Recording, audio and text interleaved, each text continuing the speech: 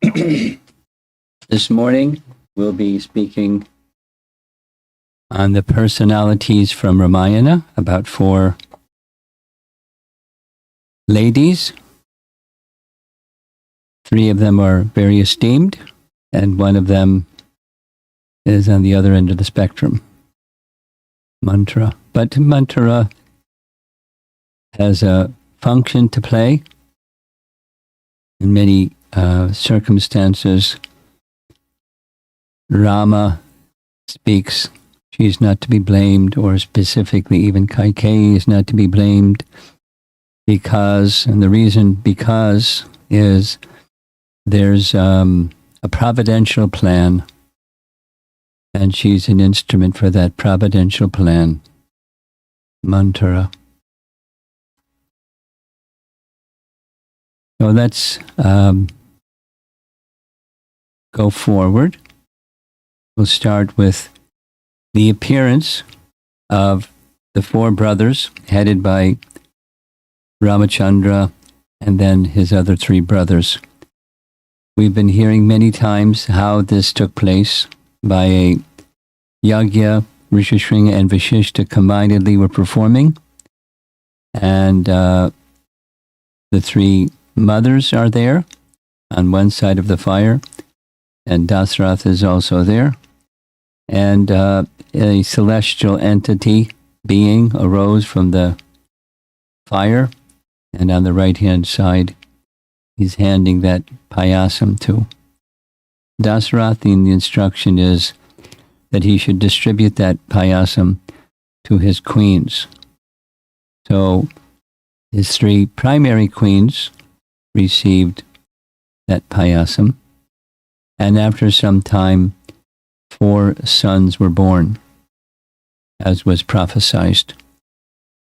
So look closely in the upper left of those 3 chambers where ladies are resting.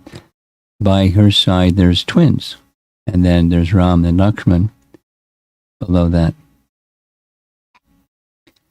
And this is indicated way over on the left is a celebration, the birth of these 4 children. Kaushalya gave birth to Ram, Kaikeyi gave birth to Bharata, and Sumitra gave birth to twins, Lakshmana and Shatrughna. And amongst the queens, Kaikeyi was most beautiful, and she was the favorite queen of Dasarath. And at the time of Kaikeyi's marriage, the father, Kaikeyi's father, gave her a hunchback maidservant, pictured on the left over there, and the king is over on the right, and the Kaikeyi is receiving a maidservant to assist her.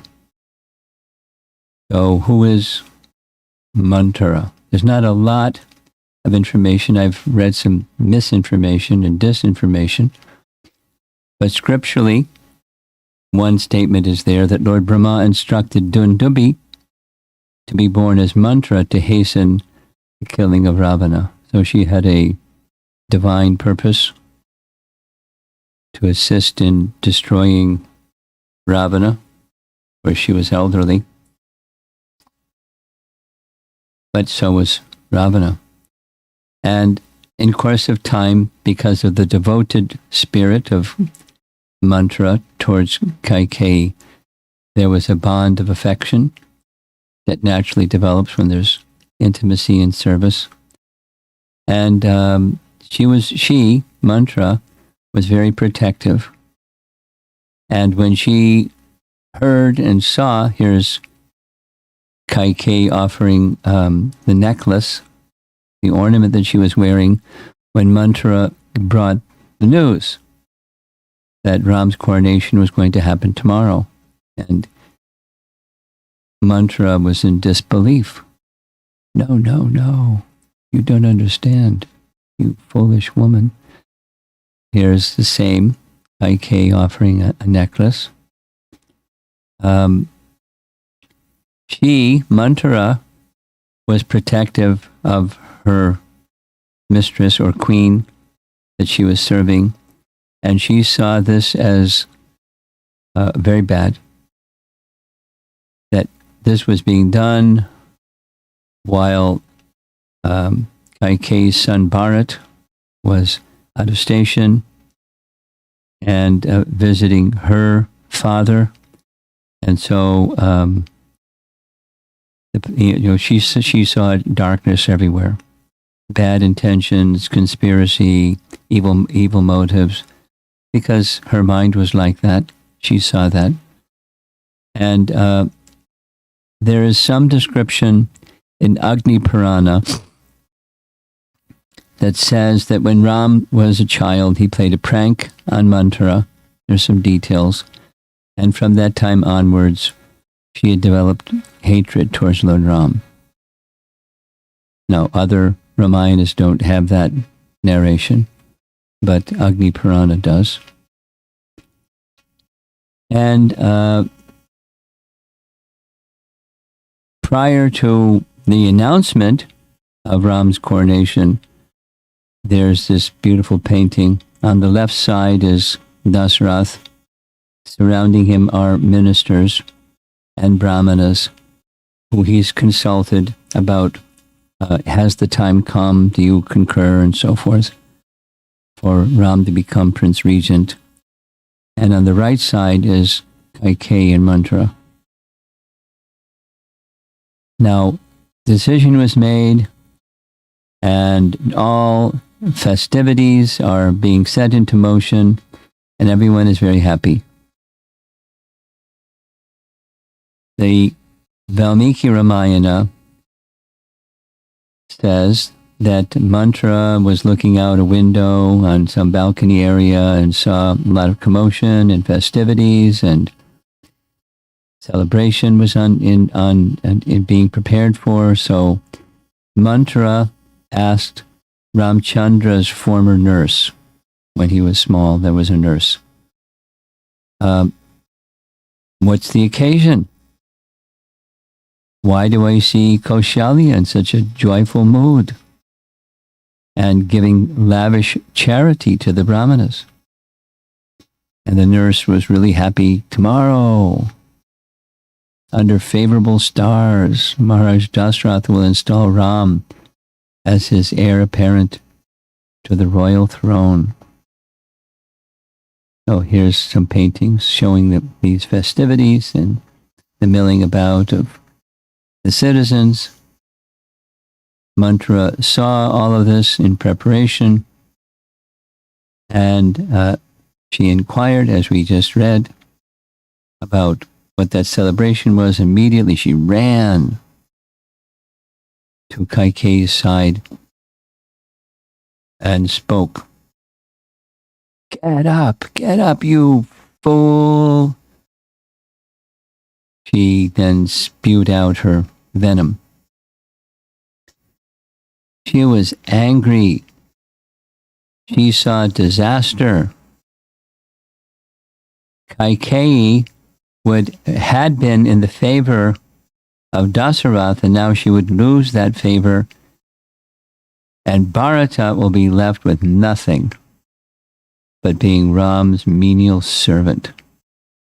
She was in a rage, and she spoke on and on and on and on and on. Now, there's selfishness besides the wish for her Kaikeyi. She was, because Kaikeyi was especially appreciated by Dasarath, the result was that Manthara had her own special privileges, being the senior maidservant of Kaikeyi. And since Dasarath particularly liked Kaikeyi, she would lose her prestige too. And she didn't like the fact that because of her being hunchbacked and not so attractive, persons would speak in a joking manner to her or about her, and that, of course, would come back. And because there was some protection because of Kaikeyi's special. So this is just giving some psychology, why she was doing, and on the material side, why she was doing what she was doing.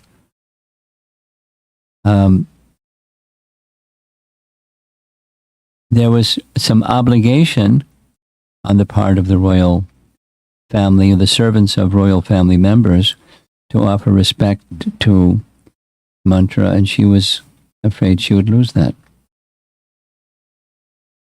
So she spoke very, very, very heavily.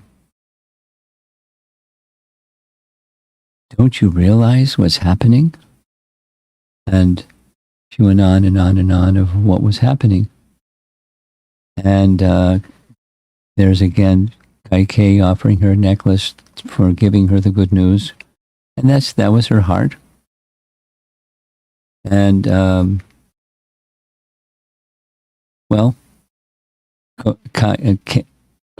the Manthara knew her master or mistress, the lady she was serving, and she eventually got through. The description in Valmiki Ramayana is she was high-minded by nature, but she was inexperienced in the world, and she was a bit stubborn. And once Manthara got through and then repeated and repeated and repeated, the heart of Kaikeyi had been damaged and contaminated, and she then followed, she accepted that there was something diabolical in this whole plan, and what to do, and Manthara gave the what to do plan. Don't you remember? Dasarath gave you a promise. You told me this long ago. Have you forgotten? And the two boons, and here's how you do it, and don't, when he comes, and he tries to play on your sentiments, don't yield, be strong. She was training her up how to be mistrusting and manipulative. Her nature, it wasn't like any of this. This is repeated so many times. Her nature was gentle and wise, but she lost it because of bad association and being not worldly and being stubborn, particularly stubborn. And when Dasarath came to see her on the evening before the coronation was to occur, he couldn't find her, and the maidservant said where she's in her sulking room. That's the sulking room. And her jewelry spread on the floor, and Dasarath did what we know Dasarath did. He tried to console her. She wouldn't speak to him. He kept asking, what happened, what happened? I find it interesting, on the right side, he's got some peacock feathers in his crown. Although this is Ram Leela. Anyway, you know the story. Focus is on Manthara. Kaikeyi played her part well, and the two boons were requested. There she's sulking on the left, and she's asking for two boons. One, we all know. Ram should be banished from the kingdom for 14 years. And two, Bharata should be installed as the prince regent. So he was shocked. What? There's a painting on the right. She's holding her two fingers up. We've seen this painting before. The one on the left we haven't seen before. There's Hunchback Manthara, and there's Kaikeyi presenting her case. And after long discussion, she played her part well. And she extracted from Dasarath those two boons. And then it was time to inform Ram. She sent for Ram. Dasrath couldn't speak, so Kaikeyi spoke in a, you see the body language in this painting, in accusatory manner. She was expecting the worst, and one version of Ramayana I like was, Ram said, "Is that all, mother? I'll leave immediately today." So hearing such shocking news and no change, no change, no change. One of the opulences of Bhagavan is renunciation. Of course, it's his pastime, so it fits in with his desire to go to the forest and give his association to the sages. And everyone is devastated, but Kaikeyi is very determined. We saw this painting before.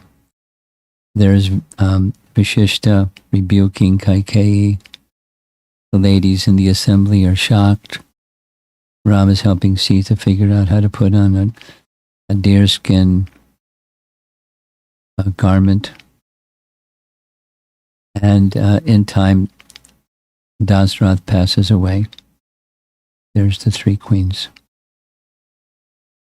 And the last we hear about Manthara is after Dasrath's passing,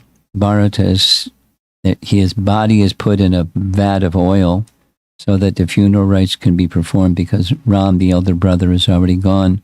Bharata is called for. Bharata is asked to do the funeral. Bharata and Shatrughna perform the funeral. And there's, we can imagine the emotion surrounding the departure of their beloved father.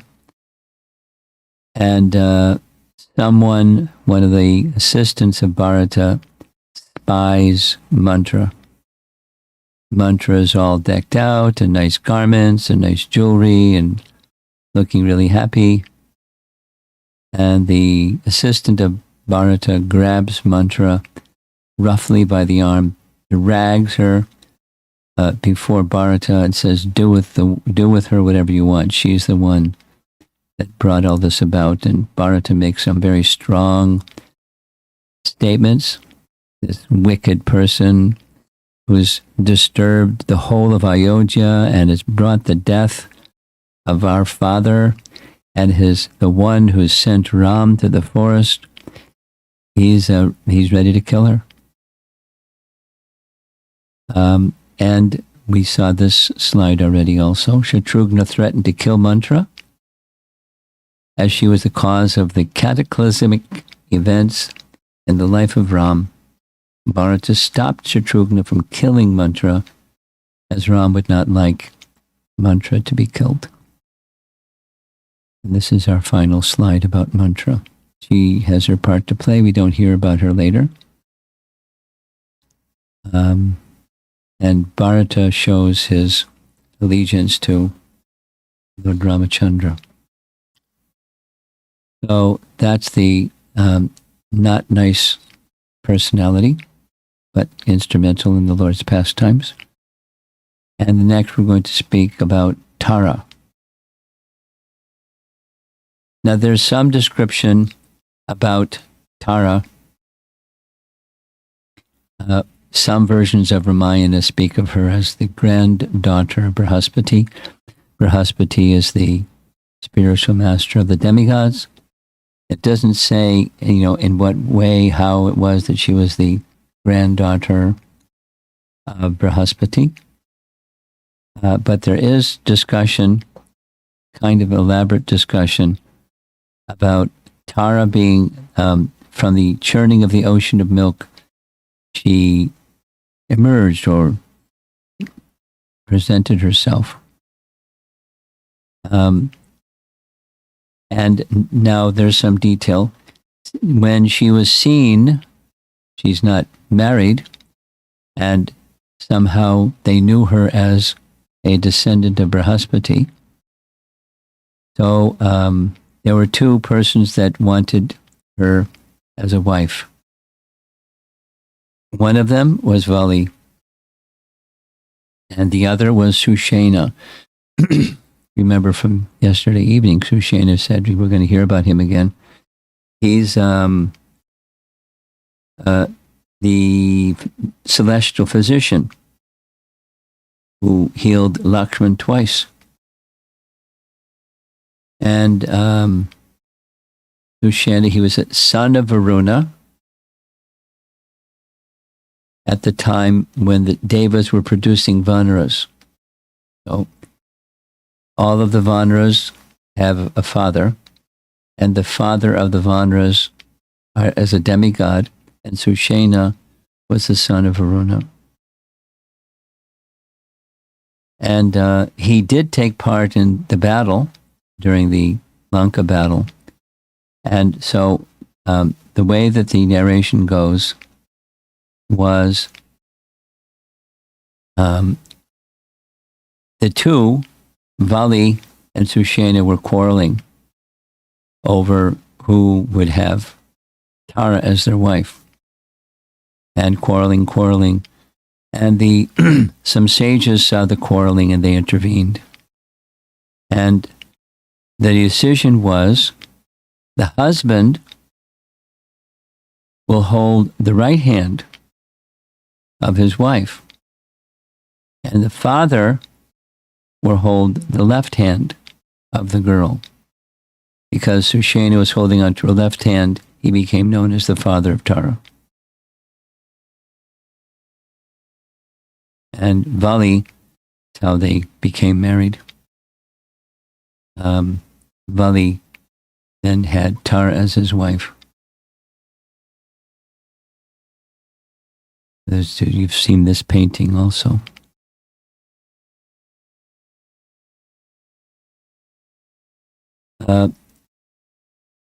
Vali, being the son of Indra, and Sugriva being the son of Surya, they had some disagreement, as we heard. And as a result, Sugriva lost his wife and the kingdom, get out of town. And Vali chased him all over the whole planet. Finally, Sugriva took shelter of Rishamukh mountain. We've heard this description at length. The recommendation from Virad was that Ram and Sugriva make friendship because they have a common interest. They've lost their wife and they've lost their kingdom. So this friendship is made, and Sugriva wants Ram's help. Ram wants Sugriva's help to test. This is now relation to Tara, but to test the strength of Ram. The power of Ram was to fire an arrow that could pierce one of the sal trees. It not only pierced one, it pierced all seven. You look on the right side, the painting, the arrow is going into the earth. It went down to the nether regions in the bottom of this universe and came back in Ram's quiver. So then the decision was made, yes, okay, you're strong enough to defeat Vali, who is Tara's husband. And Sugriva goes to challenge Vali.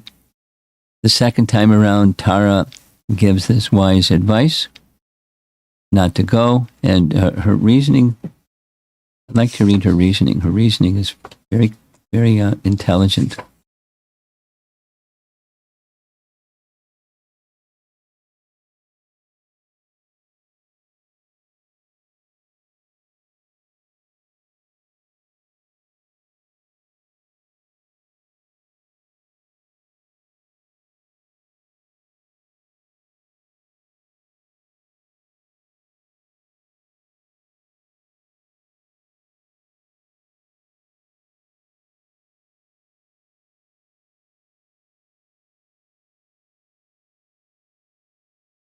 She saw, this is now from Valmiki Ramayana, she saw the anger in her husband, and as a wife will sometimes do, She hugged him in order to calm his anger down. And then she spoke. Just recently, Sugriva was battered badly to the point of near death, and here he is back again. So shortly after that, that means there's something that's giving him some confidence, and that confidence is Ramachandra.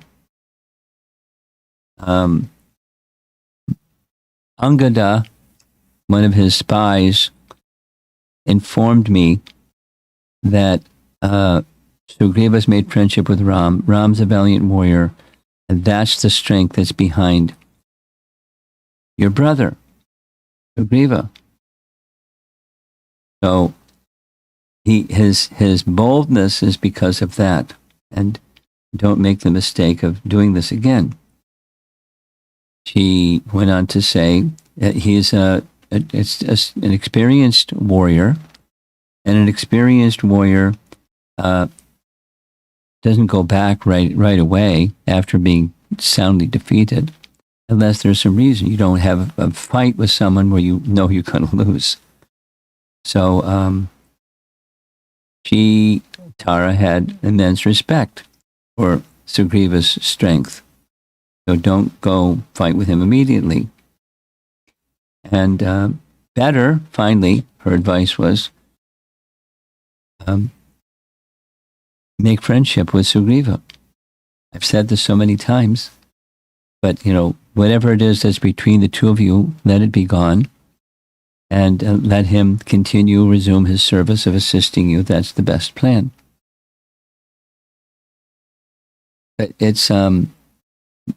It's said multiple places. One of her outstanding qualities was wisdom in understanding situations and practical ways of dealing with those situations.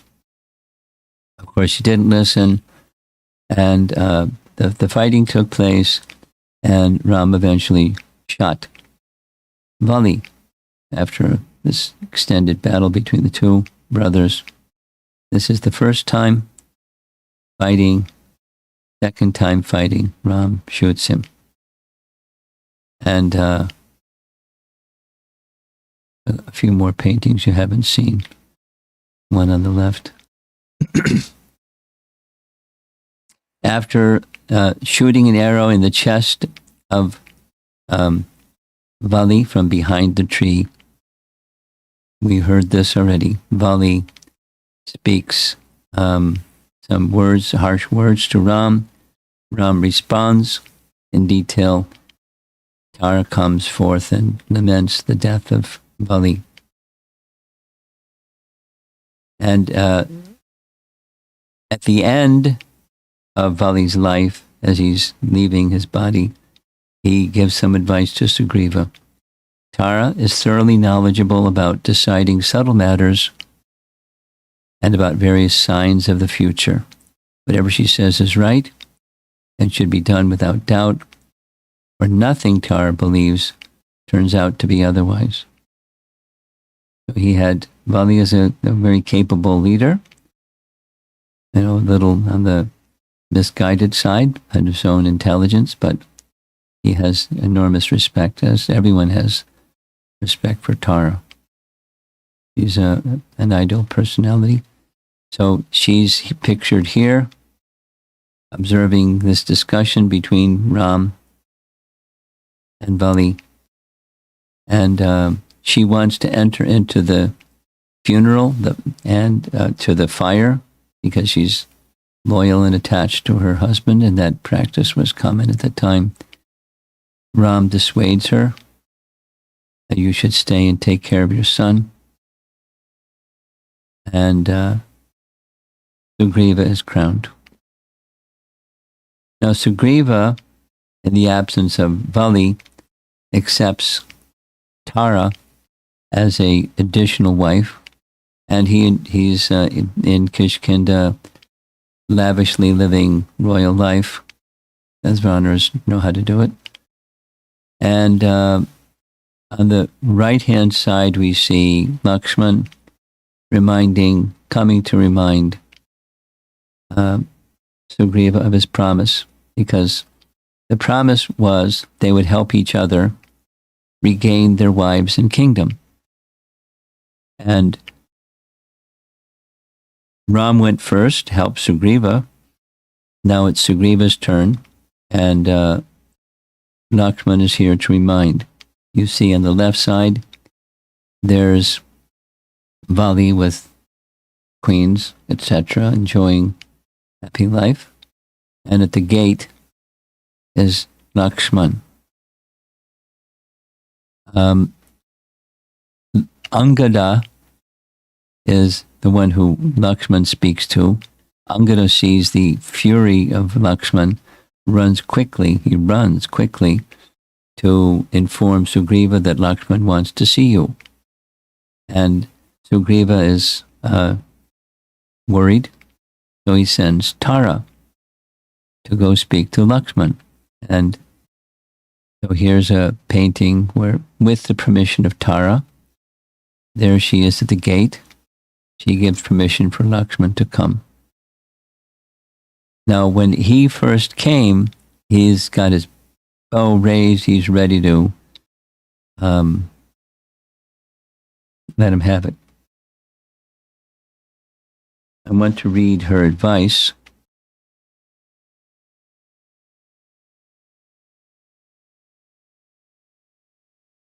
Let me go back a little.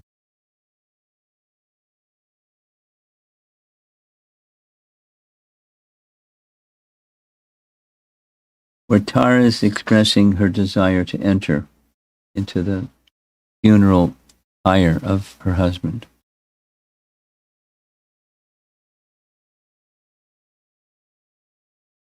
Before he passes, she says, "Because you exiled Sugriva and deprived him of his wife, this is the fruit you have reaped, O ruler of the monkeys."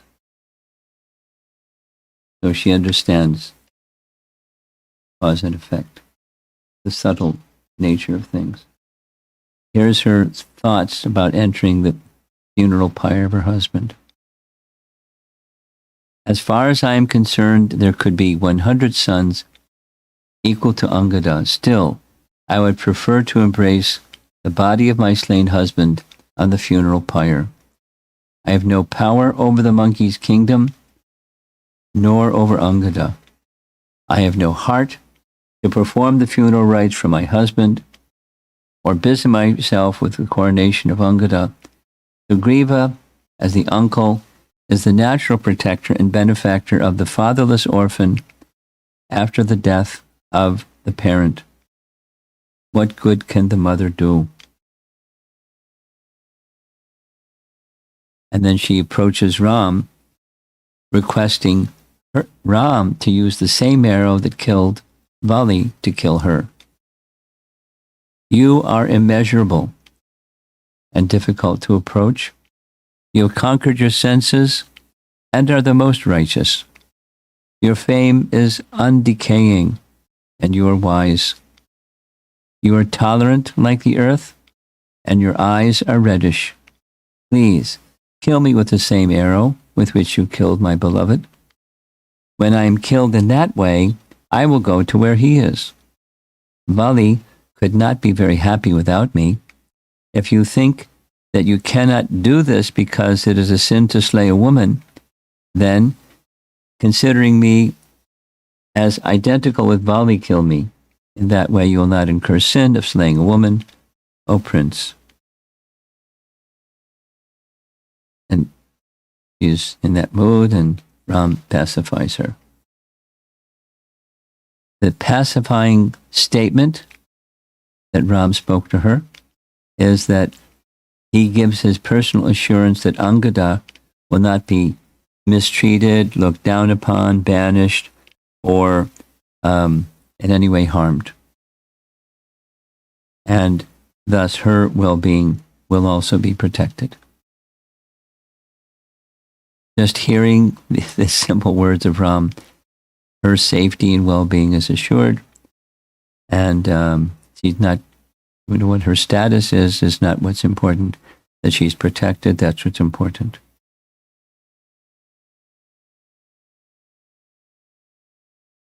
Now here's the words that she spoke to Lakshman.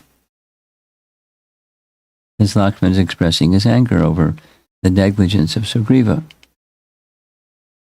And it's not, well, there's two things operating, two principal things operating. Lakshman's love for Ram.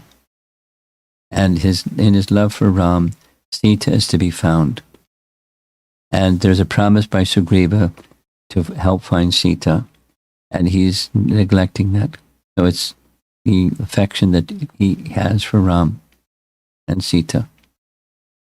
But another is a principle of Dharma, and that is when a person gives a pledge, what to speak of when a king gives a pledge, it's to be fulfilled. And it's adharma to not. So he's really strong, expressing his anger. Tara's response. This is not the time for anger, nor should anger be shown to a friend. You should tolerate the negligence of Sugriva, since he does wish to help you achieve your goal. How can you, richly endowed with virtues, be angry with an inferior person? How can a person like you fall victim to anger? I know about the anger of Ram, the friend of Sugriva, due to the time limit set for his work. I am aware of our omissions in this regard. I also know about the mission of finding Sita. I am aware of the irresistible strength of lust born out of the body. I am aware of Sugriva's indifference to his duty due to his passion. But you should know Sugriva has already initiated efforts to accomplish your work. Hundreds of thousands of valorous monkeys residing in the mountains and who are capable of assuming any form will have arrived here. So that was really what he wanted to hear, that the effort has already begun. But she's also speaking, wise and prudent thoughts about circumstances like this. So that's this slide. She's speaking these words. And she then arranges for a meeting. So in the far left, that's Tara. And next to her is Sugriva. And there's Lakshman with the bow. And I suppose that's Hanuman behind him.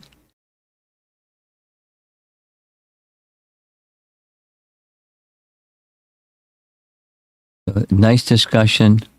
When she hears Vali's words of sorrow for his being negligent, but again confirms that soldiers will come by the millions very shortly. And when they arrive, we'll go see Ram.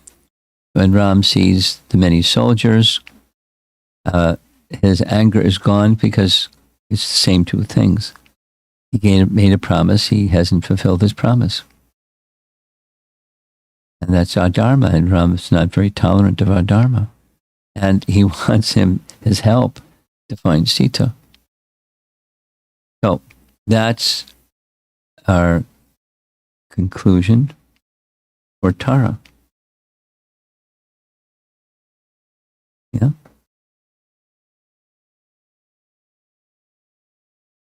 Yeah, she then adds, when in this discussion with Ram, let's see here. When they're meeting, this same image that you see, Lakshman accused Sugriva of being ungrateful. And that's, strong for cultured people. Hearing this, Tara again stepped in to pacify Lakshman, informing him that Sugriva is not ungrateful and that it is not proper for Lakshman to talk like that without understanding the true intention of Sugriva. She further informed that Sugriva could abandon Ruma, that's Sugriva's wife, myself, Tara, sovereignty over the monkeys, his wealth, stock of food, grains, and cows for the pleasure of Ram. So, at heart, Sugriva had not wavered. Sensually, he had wavered. But she knows his heart, and his heart proved to be true. I mean, her understanding of his heart proved to be true, and that was his heart. It's a very interesting way of saying it. He could give up his own wife, give up me, give up his kingdom, give up his wealth, give up his everything, but he can't give up Ram. So don't speak like this. Vali personally informed me that the number of demons in Lanka is reported to be approximately 1 trillion. Now, how did Vali know? Because he traveled all over. Without first killing those Rakshasas, who are difficult to defeat, and who can assume any form at will, it is not possible to kill Ravana, who has abducted Sita. You're going to need the Vanar army. I mean, he doesn't need, but she's saying. The Rakshasas in Ravana cannot be slain by anyone unaided. This is what the great monkey chieftain Vali had said, for he was exceptionally wise. I'm only saying what I've heard. To assist you, messengers have been sent to muster strong armies who are outstanding in battle. Because he is waiting for the arrival of those mighty warriors, Sugriva has not embarked on the expedition to achieve Ram's goal. O Lakshman, today is the time limit set by Sugriva for their arrival. Today you will meet hundreds of thousands of stalwart monkeys, bears, and baboons.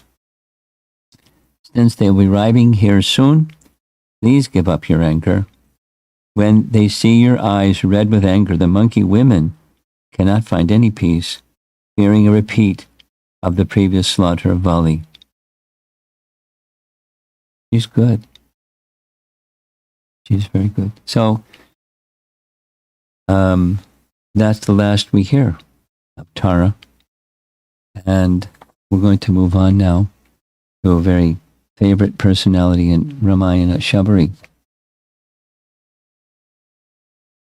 Now, Sabari is mentioned by Govindaraj in this list of these 18 characteristics. You've seen this slide before, but we're highlighting Sabari's name this time, along with Jatayu.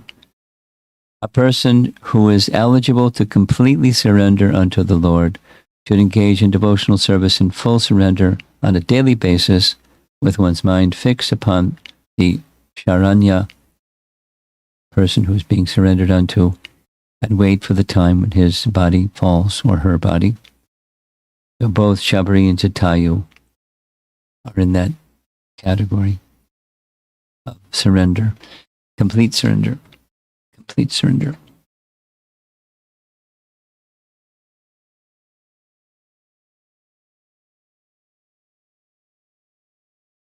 So going back, the introduction to Sabari is they hear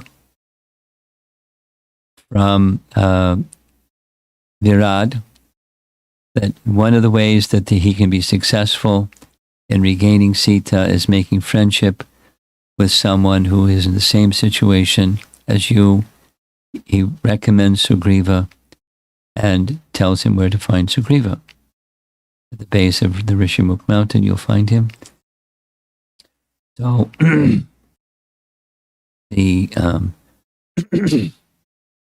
before reaching Rishimukh mountain, there's the ashram of sage Matanga, or Matanga Rishi. And Matanga Rishi had already departed, and so they find instead Sabari there.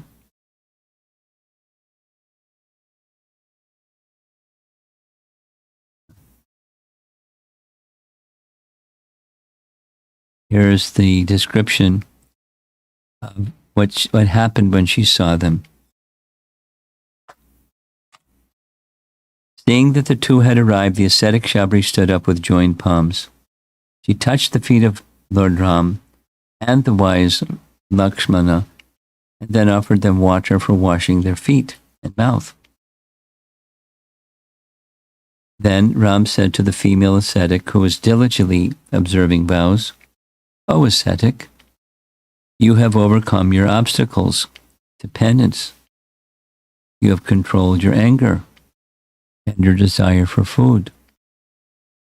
Is your austerity in progress, O sweet-tongued Sabari? Have you achieved self-control? Has your mind attained peace? Have your services to the preceptors yielded results?" Standing before Lord Ram, when questioned in that way, the aged Sabari, who is not only a perfected being, but also respected by other perfected souls, spoke to Ram as follows: "Now I have achieved the perfection of my austerities by seeing you. Today my asceticism is bearing fruit, and my services to my preceptors have borne fruit. O Ram, after worshipping you, the best of the gods, my birth is now fulfilled, and I shall ascend to the spiritual world, being purified by your glance. When you first arrived at Chitrakoot, the sages whom I served ascended to heaven in aerial vehicles of unequaled brilliance. Those highly fortunate sages, dedicated to righteousness, told me, 'Lord Ram will come to this holy hermitage of yours. You should receive him and Lakshman as guests. After seeing him, you will ascend to that excellent and imperishable world. Subservience to one's preceptors generates the merit which causes deliverance from the student, of the student or servant, by the active participation of the deliverer.'" This says several things. She was doing this menial service for the duration of time up until coming to Rishimukh mountain, which is again something like 13 years or more. And every day, and very dedicatedly rendering this service. Very devoted person, a life of asceticism. And there's some commentary on the words that she spoke. The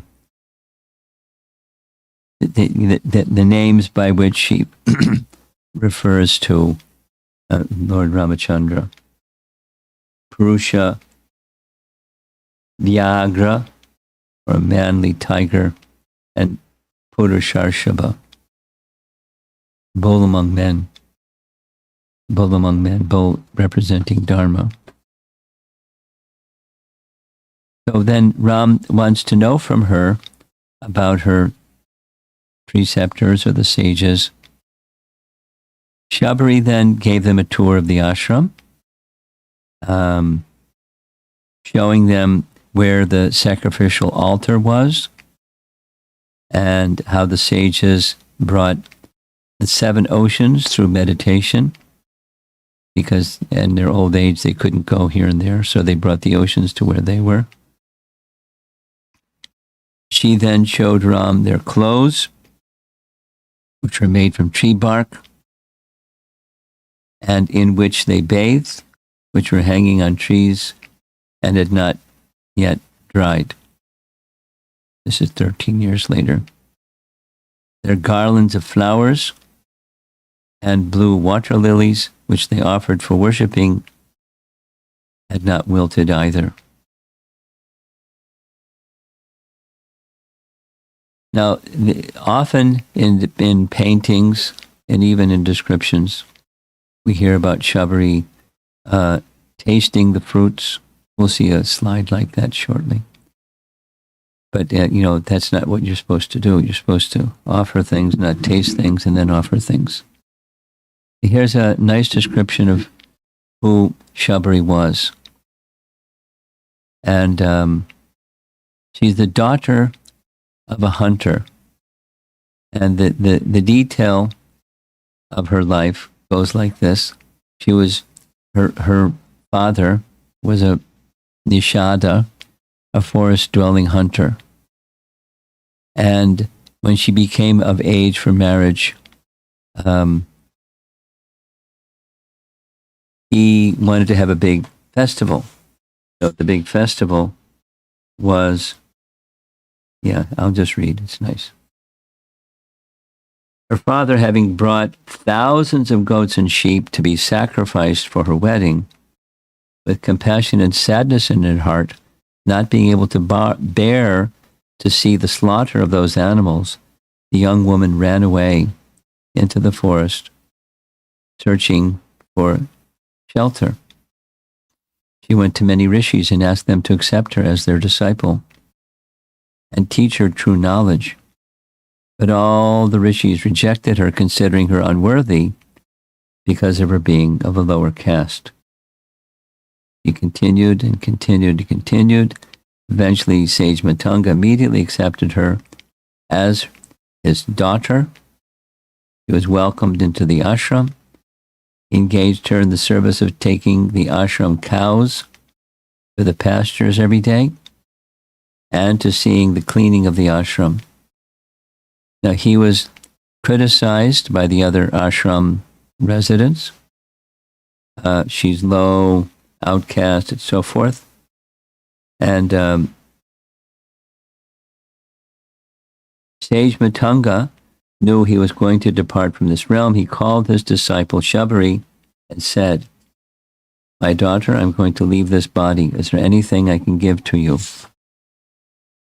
Sabari prayed, "My dear Lord and Master, I beg that you take me with you wherever you're going. I cannot live without you." That's going over here.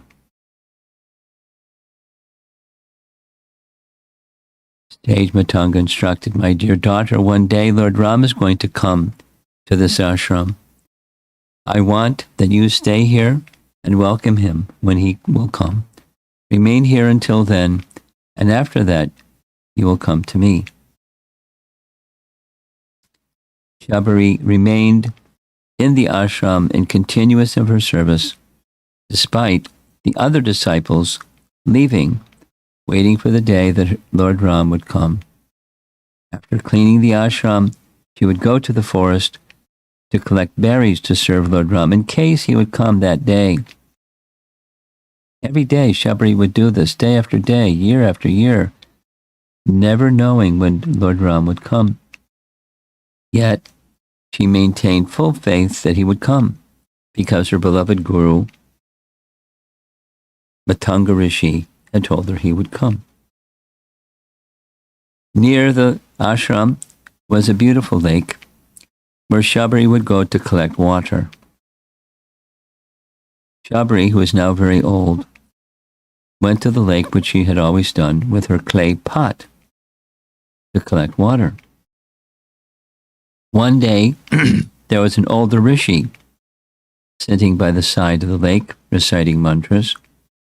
He became disgusted when he saw Sabari taking water from the lake, thinking, "Oh no, now this low Nishada woman has made the water impure. How can we use it now?"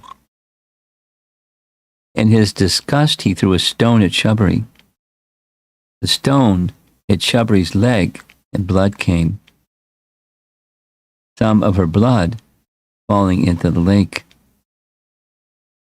Within seconds, all the water in the lake turned into blood. The rishi shouted, "Look, this outcast blood has turned the whole lake into blood. What should we do now?" Sabari went to her ashram with a filled water pot, her leg badly injured, crying with pain. Now the rishis had no water to drink or to use for their pujas. They chanted purification mantras, performed yagyas, even brought water from the Ganga and Jamuna to try to purify the lake, but to no avail. One of the rishis suggested Lord Ram is in the forest. Let's go to ask him and his help to turn this lake of blood into water again. Upon their request, Lord Ram came to the lake of blood. With the rishis all standing around him, the Lord asked, "How can I serve you?" The rishis asked, "Lord, please place your feet into this lake to purify it, so that the blood will become water." Lord Ram walked into the lake, but the lake remained unchanged. The rishis then asked that Lord Ram take a bath in the lake, which he did, but still the lake remained as blood. Lord Ramachandra then asked the rishis, "How did this lake become blood?" One of the rishis explained how another rishi had thrown a stone at a Nishada female who had become a disciple of Matanga Rishi, who was named Sabari. That, in her leg being pierced by the stone, some of her blood had fallen into the lake, which turned all the water into blood. In hearing Sabari's name, Lord Ramachandra placed his hands on his heart and said, "Oh, rishis, the blood that was spilled was not Sabari's blood, but that from my own very heart. This blood I'm not able to clean." The rishis then asked, "Our life has become very difficult. We are not to continue to live without this water. Please help us." Lord Ram then replied, "I have come to see Sabari. Please immediately bring her to me." Sabari, in being told her Lord Rama had come, came running to see her beloved Lord. The rishis, thinking the impure shadow of Sabari's body should not touch the Lord, tried to stop her from going near Lord Ram. Yet in her hasty running, the dust from her feet fell into the water. The blood then turned back into water. The rishis were shocked and asked among themselves, "What has happened? What has happened?" Lord Ram then explained, "Don't you see that the dust from Sabari's feet has purified the lake? I placed my feet into the lake and bathed in it, but nothing changed. The dust from the feet of my pure devotee has purified this lake." Sabari prayed to Lord Ramachandra, "My Lord, please come to Sage Matunga's ashram. I have been waiting for you. I have decorated it with flowers for you. I brought sweet berries for you. I beg, my Lord, that you please come."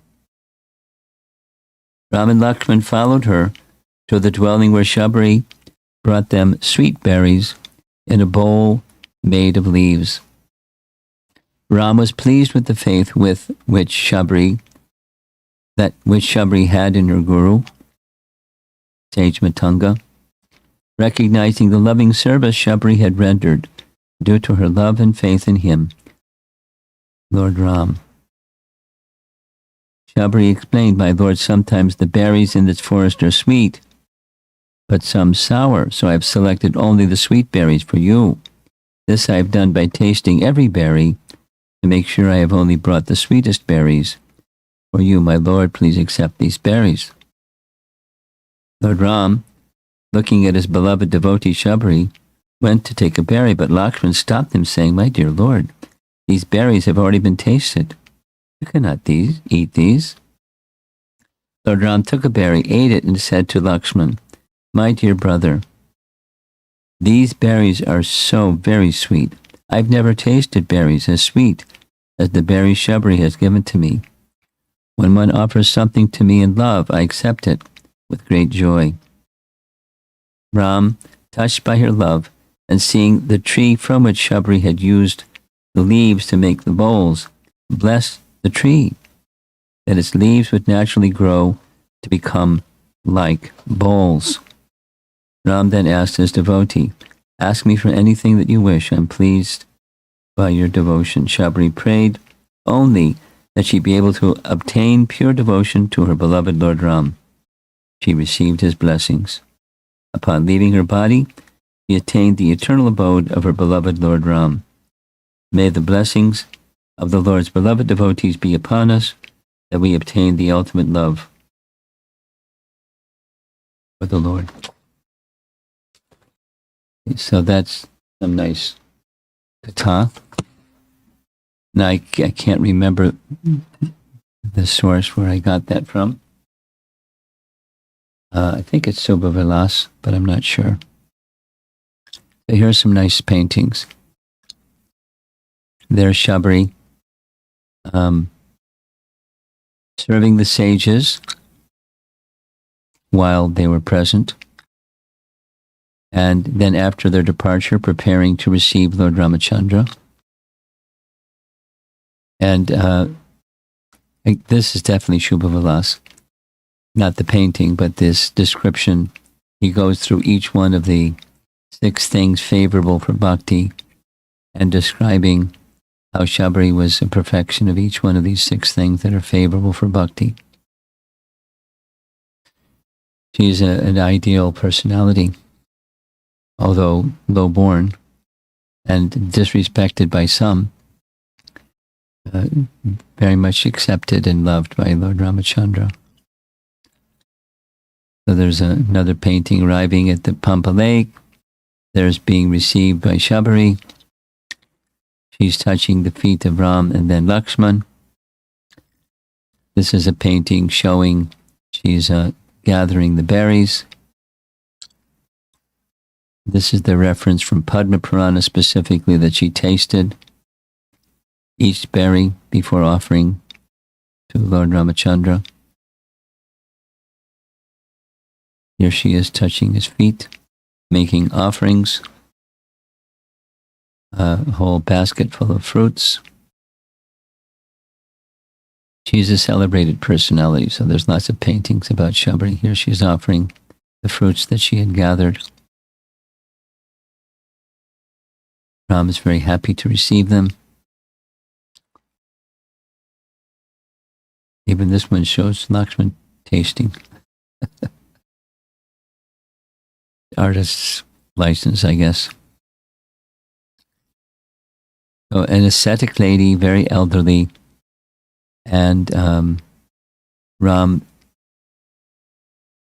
had deep love for her in reciprocation for her natural and deep love for him. And here's the final painting. After serving Ram and Lakshman, Sabari invoked fire and entered the fire with her mind fixed on her spiritual master's instructions and shelter. So because of being a servant of Ram, she attained his abode, as did Jatayu and others who were very devoted to him.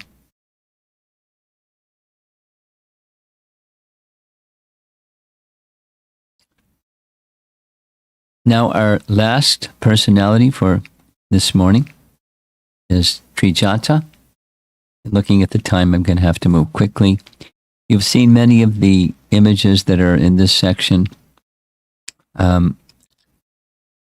She, Trijata, in the Balakanda of Valmiki Ramayana, says she was the daughter of Vibhishan. Other places say otherwise. She's just amongst the demons, but she was kind of a mystic. She was present when, as was Hanuman, you can see up in the tree, when Ravana came and said really heavy things to Sita, trying to sway her mind when she wasn't swayed. He said some harsh things. There is queens behind him. You saw this painting before. There's the 10-headed Ravana on the right side, coming before Sita, the Ashok Grove. That's the Ashok Grove. And there's Rakshasis surrounding Sita. And down below, that's the ladies that were accompanying Ravana. And here his insulting words. There you see in the center, there's Hanuman in the tree. observing all of this. There again, there's Hanuman in the tree. There's Ravana departing. So after the tormenting words and the advice of Ravana to the Rakshasas, break her spirit, threaten her, do everything, so they threaten in every which way, even including eating her alive. So poor Sita. And hearing all this is, of course, Hanuman. And also in the vicinity is Trijata. And Trijata is known, whether she's the daughter of Vibhishan or amongst the Rakshasas, she's known to be a mystic. And she describes her dream, which we've heard already. She consoles because she sees in her dream Ram and Sita riding in a celestial chariot, both dressed in white, and she sees Ravana. Here's a lower right corner, Trijata speaking to Sita. She saw Ram annihilating the entire Rakshasi community or city. And then afterwards she sees the Pushpaka Vimana. That's what that structure is up in the central top of the painting. And they're drawn by 100 celestial horses, but that's the Vimana. And she sees the Vimana going back to Ayodhya. She sees Ravana smeared with oil in a chariot drawn by asses, entering a fearful darkness. And then his body is smeared with excrement. Not very auspicious. We've seen this already. The bodies of Kumbhakarna and Ravana's son, shaven heads, smeared with oil, entering into a pool of cow dung. She saw in her dream a powerful Vanara burning Lanka. Then here's the Pushpaka Vimana. They're returning back to Ayodhya. So she's consoling Trijata. The ladies in the other Rakshasas, they're hearing her description to Sita about her dream. And just hearing it, she instructs them, stop tormenting Sita and beg her forgiveness instead. So they withdraw from Sita, and some go running to report to Ravana. And the other scene that we know about Trijata, I'm going quickly because of time, it comes after the Vanaras have reached. In the very first day, there's a big battle, and in the evening, Indrajit comes out, and he makes himself invisible, and he fires these serpentine arrows that entangle everybody in ropes of serpent shape. And he's convinced, Indrajit is convinced that Ram and Lakshman are now dead. And the other Vanaras are standing around, and they don't know what to do. So Ravana has in the left side, there's Sita sitting in the grove, and there's Ravana on the battlefield. Ravana decides he wants Sita to see that Ram is dead. So he sends Sita with Trijata, because apparently it's known that Trijata had this friendship with Sita. So she was selected to get on the Vimana with her. And when Sita looks down and sees Ravana lying there looking like he's dead, Trijata has some wisdom to impart. Trijata reassured Sita they're not dead. And he gives some very practical reasons. The Pushpaka Vimana will never carry a widow. So They're not dead. And she then said, an army that loses its commanders will lose courage and wander aimlessly like a rudderless boat. But the monkey army is neither confused nor disturbed. Rather, they are carefully guarding Ram and Lakshman. Moreover, their bodily luster is still there. And that would not be the case if they were dead. And Trijata assured Sita, I've never spoken anything false. I'll never in the future speak anything false. She has enormous affection for Sita, which has developed over a period of time because of Sita's qualities. So Trijata is one of Sita's shelters during this terrible time because she has good qualities, not Rakshasi qualities, and she has deep affection for Sita. So the problem is immediately relieved with Ram and Lakshman because Garuda descends, and as soon as Garuda descends, the serpent ropes or arrows disappear. They're afraid of Garuda. And that covers our morning topics. We've gone for an hour and 20 minutes, or an hour and 15 minutes.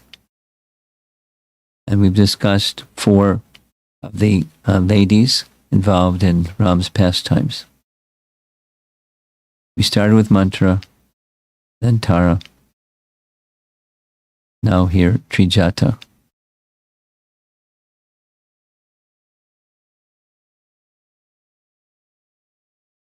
So let's see if there's some discussion.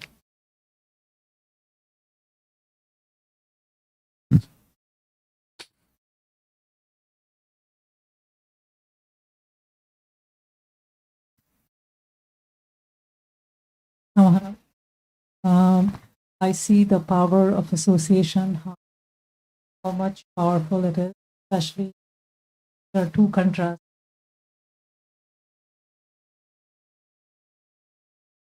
Yes, on the negative side, Negative side.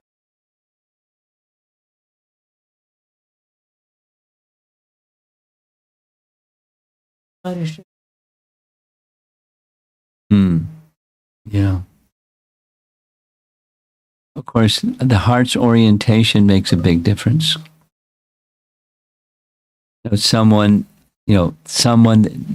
not weak-minded.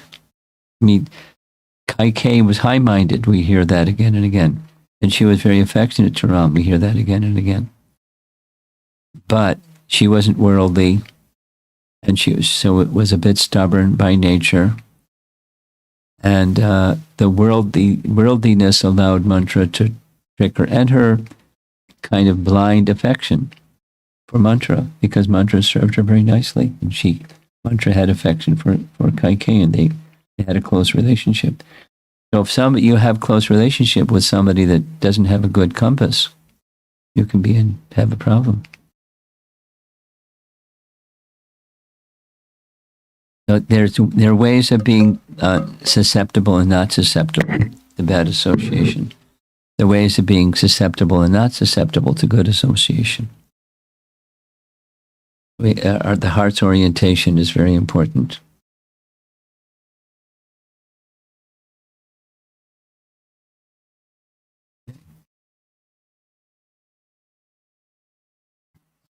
There's a question, Mataji. And she said, is there a significance in not eating the berries? What's the significance? Well, it's something we're not supposed to do. But she did, which is something we're not supposed to do. But she did out of devotion. And Ram was accepting her devotion. Now, an ordinary person should not imitate. But the significance is she was on a very special platform of devotion. She was willing to, she had the qualification and was willing to do what was necessary to see for the happiness of Ram.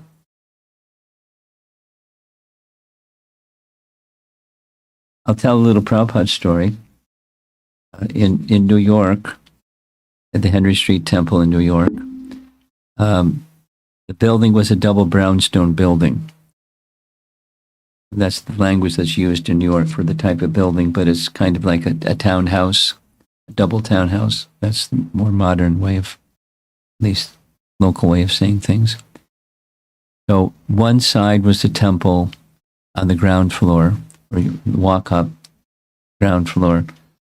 And on the other side, walk up, ground floor, was Prabhupada's quarters. It was the whole side of the building. And then in the basement, directly below Prabhupada's quarters, was the kitchen. And on the other side was the Prasadam hall. So Prabhupada had a practice of sometimes unannounced just making a tour of the building. And one day he decided to go to the kitchen. And he knew enough about cooking that when it's time for the Raj Bhog offering, generally the kitchen's a mess. And no, when he was training people, he trained those who he personally trained that when you first enter the kitchen, I've heard this so many times, when you first enter the kitchen, your first business is you make it clean. And then as you're cooking, you're continuing to make the place clean. And when you're done, you make the place clean. Clean, clean, clean. So he knew that the practice of cooks is not always to be clean.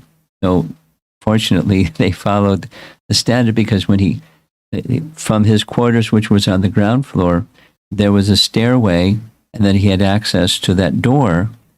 That you open up the door and you're in a hallway, and right across the hallway was the kitchen. So he went into the kitchen, at 20 minutes to 12, just before the Raj Bhog offering went up. And with the sannyasis following around him, circumambulated around the kitchen and looked at everything and ran his finger across the table and held his finger up in the air so everyone could see it was clean. And he looked at what was on the stove, and he saw something that was on the stove, and he reached over, made sure everybody was watching. He took something and popped it in his mouth and said, "I can do this, you cannot." And he left the kitchen. So Sabari can do that, we cannot, because her interest was pure devotion. And so that's the significance. She was on that platform. That's my reading, anyways, of the significance of this. Her devotion. She was trained by the sage Matanga, so she must have known what's what. It's not something you're supposed to do, but she did it anyways because of her strong devotion for Ram. Anything else? There is one more question, but Sneha Vali is asking if Lakshman very offered. Well, it depends on the version of Ramayana that you read.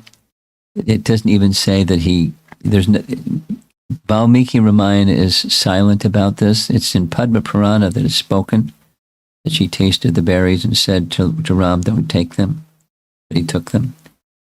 So there's multiple Ramayanas. There's no mention of this at all in Valmiki Ramayana. So the other Ramayanas, the other places where this is mentioned, Padma Purana is not Ramayana, but it's a whole section on Ram. I'm not familiar with whether Lakshman accepted or not. We saw one painting where he did. But that just can be an artist's, creative work. Next. This is actually just a comment. Marama is that inspired by Sabari's patience. She's awesome.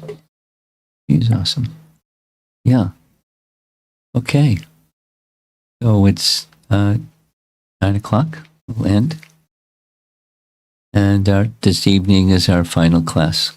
We're going to take a tour of Hampi, the place of Hanuman.